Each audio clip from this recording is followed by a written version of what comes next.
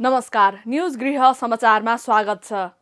राष्ट्रिय सभा अध्यक्ष गणेश प्रसाद तिमिल सिन्हाले पोखरा अन्तर्राष्ट्रिय विमानस्थल नियमित सञ्चालनका लागि सबै सम्बन्धित पक्षहरूले जागरुकता देखाउनु पर्नेमा जोड दिएका छन्। बुधबार पोखरा अन्तर्राष्ट्रिय विमानस्थलमा पहिलो अन्तर्राष्ट्रिय चार्टर्ड उडान अवतरण गरिसकेपछि उनले उडान नियमित रूपमा गर्न सके मात्रै पर्यटन प्रवर्धन हुने बताए। अब यो नियमित उडानलाई हामी कसरी सञ्चालन गर्ने? आज पहिलो पटक यो चार्टर उडान हो, यो नियमित उडान होइन कि अहिले दुईटा सन्दर्भले गर्दा एउटा मामी राजदूतज्यूले भन्नुभयो मेरो चीन भ्रमण र त्यहाँबाट फर्कने क्रममा हामीले बारम्बार चीन भ्रमण अगाडि एउटा तयारी गर्दाखेरि पनि पोखरा अन्तर्राष्ट्रिय विमानस्थलमा पहिलो पटक चिनिया विमानहरू नै अवतरण गर्नु पर्दछ, किनकि यो चीन सरकारको ऋण सहयोग र प्राविधिक सहयोगमा निर्माण भएको हो। यसकारणले त्यो ऋण तिर्नको लागि र नेपालको पर्यटन क्षेत्रलाई फस्टाउनको लागि चिनिया विमानहरू पहिला यहाँ अवतरण गर्नुपर्छ, चिनिया पर्यटकहरू आउनुपर्छ। सोही कार्यक्रममा संस्कृति पर्यटन तथा नागरिक उड्डयन मन्त्री सुदन किरातीले नेपाल र चीन बीचको सम्बन्ध सगरमाथा जस्तै अग्लो रहेको बताएका छन्। मन्त्री किरातीले पोखरा अन्तर्राष्ट्रिय विमानस्थलमा उडान सुरु गर्नु पहिलो कदम भए पनि अब यसलाई निरन्तरता दिन आवश्यक रहेको उल्लेख गरे। सगरमाथा विश्व शिखर मात्रै होइन, विश्वकै अग्लो सिमाना पनि हो। Mount Everest is not only the tallest peak of the world, it is also the tallest boundary of the world. यो भन्दा अग्लो सिमाना दुनियाँमा कतै छैन, तर अनौठो कुरा यो प्राकृतिक सिमाना जति अग्लो छ त्यो भन्दा अग्लो हामी दुई देश बीचको सम्बन्ध छ। यसैगरी नेपालको लागि चिनिया राजदूत छन सोङले पोखरा विमानस्थल BRI परियोजना अन्तर्गत भएको बताएका छन्। राजदूत सोङले यसअघि विमानस्थल उद्घाटनको क्रममा पनि पोखरा अन्तर्राष्ट्रिय विमानस्थल BRI परियोजना अन्तर्गत बनेको बताएका थिए। यस्तै नेपाल पर्यटन बोर्डका प्रमुख कार्यकारी निर्देशक डाक्टर धनञ्जय रेग्मीले नेपाल चीन जोड्ने मुस्ताङको कोरला नाका तत्काल खुलाउन सके नेपालमा पर्यटकहरूको वृद्धि हुने बताएका छन्। सोही कार्यक्रममा पोखरा महानगरपालिकाका प्रमुख धनराज आचार्यले पोखरा अन्तर्राष्ट्रिय विमानस्थलमा पहिलो अन्तर्राष्ट्रिय चार्टर्ड उडानसँगै नेपाल र चीन बीचको सम्बन्ध थप सुदृढ हुने बताएका छन्। सरकार र चिनिया सरकारी स्वामित्वको ठेकेदार कम्पनी CAMCE बीचको सम्झौतापछि 18 साउन 2073 देखि यो विमानस्थल निर्माण सुरु भएको थियो। प्रधानमन्त्री पुष्पकमल दाहाल प्रचण्डले सरकारले योग र ध्यानको विषयलाई प्राथमिक तहदेखि नै विद्यालय तथा विश्वविद्यालयसम्म पाठ्यक्रममा समावेश गर्ने उद्देश्य राखेको बताएका छन्। बुधबार काठमाडौँमा अन्तर्राष्ट्रिय योग दिवसको अवसरमा आयोजित कार्यक्रममा प्रधानमन्त्रीले योग र ध्यानको महत्त्व, परम्परा र विरासतलाई आत्मसात गरेर नै सरकारले यस्तो निर्णय लिएको बताए। योग नेपालकै अमूल्य निधि पनि हो। प्राकृतिक वातावरणको हिसाबले नेपाल संसारभरका मानिसका लागि योग अभ्यासका लागि एउटा सुन्दर भूमि पनि हो र यो देश योग सम्बन्धी ज्ञान विज्ञानको अध्ययन गरिरहेका विश्वभरिका अध्येताहरूका लागि नेपाल मूल गन्तव्य बन्न सक्ने प्रचुर सम्भावना रहेको छ। हामीले परिकल्पना गरेको योगमाया आयुर्वेद विश्वविद्यालयले भोलिका दिनमा विश्वस्तरीय विश्वविद्यालयका रूपमा आफूलाई स्थापित गर्दै यस क्षेत्रमा प्राज्ञिक नेतृत्व गर्नुपर्दछ भन्ने हामीले ठानेका छौँ। प्रधानमन्त्री दाहालले योग सम्बन्धी नेपालले गरिरहेको अभ्यासको विश्वव्यापीकरणमा पर्याप्त ध्यान दिने हो भने नेपालमा योग पर्यटनमा गुणात्मक विकास गर्न सकिने समेत उल्लेख गरे। नेपालका लागि भारतीय राजदूत नवीन श्रीवास्तवले पोखरालाई योग केन्द्रका रूपमा विकास गर्नुपर्ने बताएका छन्। बुधबार पोखरा अन्तर्राष्ट्रिय योग दिवसको अवसरमा आयोजित कार्यक्रमलाई सम्बोधन गर्दै राजदूत श्रीवास्तवले पोखरा प्राकृतिक मनोरम र पर्यटनका दृष्टिकोणले उत्कृष्ट स्थान भएको भन्दै पोखरालाई सडक सञ्जाल वा हवाई रुटका माध्यमबाट जोड्दै जान सकिने उल्लेख गरे। नेकपा एमालेका सांसद अच्युत प्रसाद मैनालीले 12 जिल्ला स्थित ऐतिहासिक पुरातात्विक तथा सांस्कृतिक नगरी सिम्रौनगढलाई संरक्षित क्षेत्र घोषणा गर्न सरकारसँग माग गरेका छन्। सांसद मैनालीले बुधबार प्रतिनिधि सभाको दोस्रो बैठकमा सो क्षेत्रलाई प्राचीन स्मारक संरक्षण ऐन अनुसार संरक्षित क्षेत्र घोषणा गर्न सकिनेतर्फ सरकारलाई सचेत समेत गराए। सोही बैठकमा सांसद अमरेश कुमार सिंहले नागरिकता पाउनुपर्ने माग गर्दै काठमाडौँको माइतीघर मण्डलामा धरनामा बसिरहेका नागरिकहरूमाथि प्रहरीले दमन गरेकोमा निन्दा गरेका छन्। सांसद सिंहले नागरिकलाई प्रहरी लगाएर दमन गर्ने काम तत्काल बन्द गर्न पनि सरकारसँग माग गरेका छन्।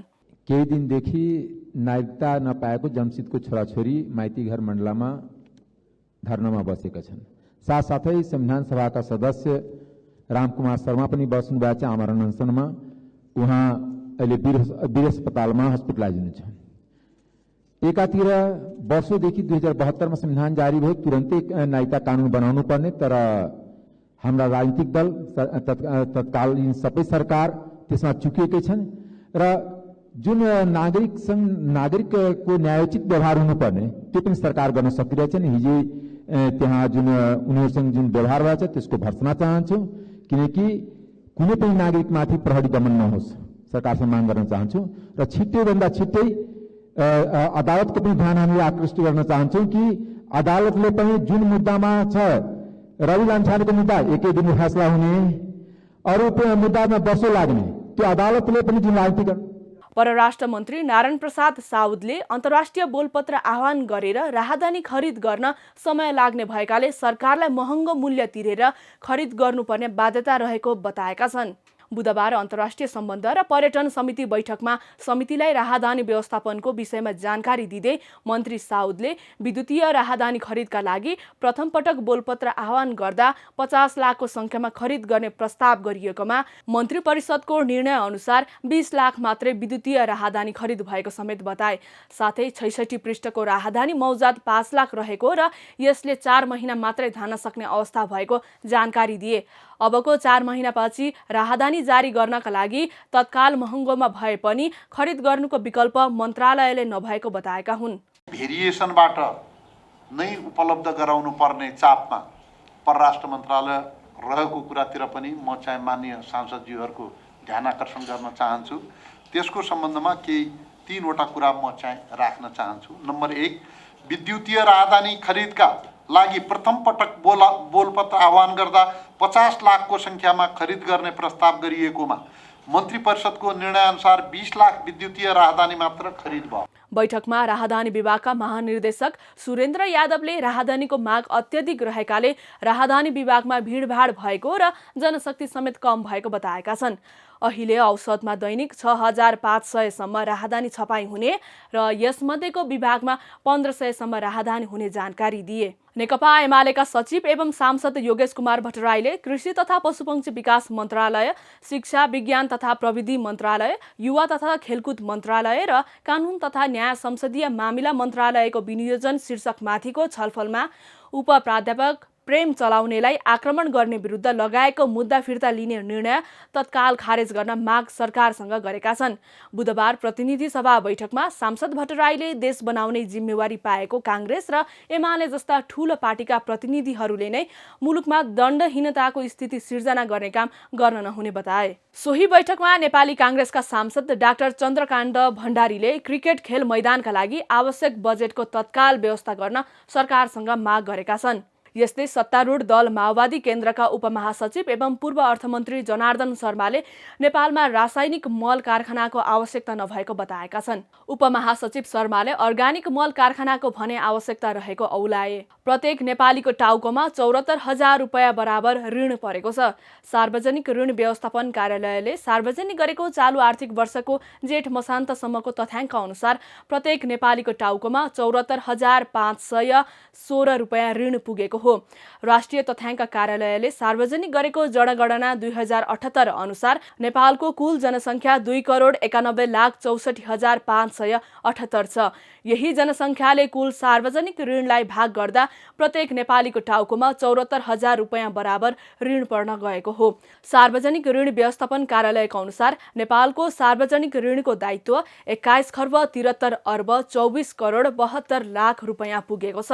नेपालको कुल गार्हस्थ्य उत्पादन जीडीपीको आकार 48 खर्ब 51 अर्ब 62 करोड रुपैयाँलाई आधार मान्दा जीडीपीमा सार्वजनिक ऋणको अनुपात 44.79% पुगेको छ।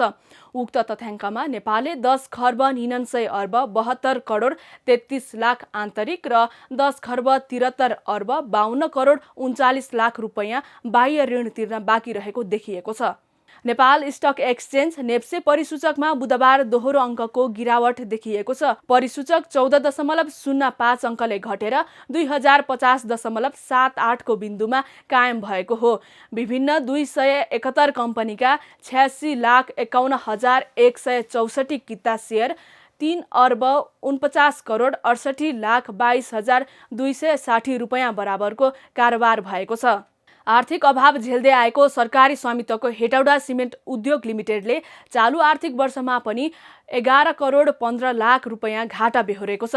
आर्थिक वर्ष 2074 पछि उद्योगले निरन्तर घाटा बेहोर्दै आएको हो। संस्थाका अनुसार उद्योग हालसम्म 90 करोड रुपैयाँको घाटामा चलिरहेको छ। होन्डुरसको केन्द्रीय महिला कारागारमा दङ्गा भड्किँदा 41 जना कैदीको मृत्यु भएको छ।